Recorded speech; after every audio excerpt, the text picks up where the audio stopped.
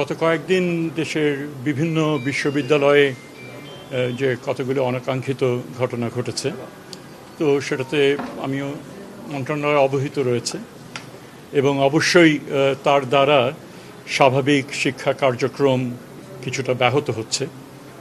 তো সেটাতে আমরা যথেষ্ট রকমভাবে উদ্বিগ্ন।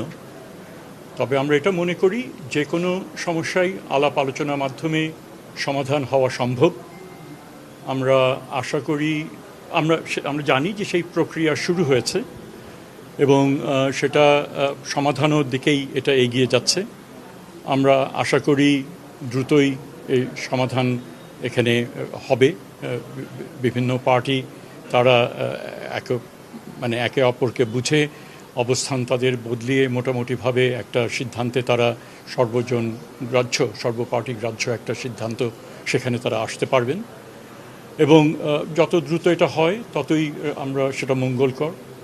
এবং এই ক্ষেত্রে মন্ত্রণালয়ে এই যোগাযোগ রেখেছে বিশ্ববিদ্যালয়গুলোর সাথে।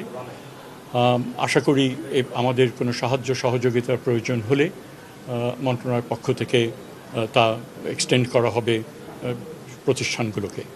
আমরা সকলের প্রতি আহ্বান জানাচ্ছি যে আপনারা ধৈর্যের সাথে, সহিষ্ণুতার সাথে যেন সমাধানগুলো খুঁজে পাওয়া যায় তার দিকে ধাবিত হবার জন্য আহ্বান জানাচ্ছি।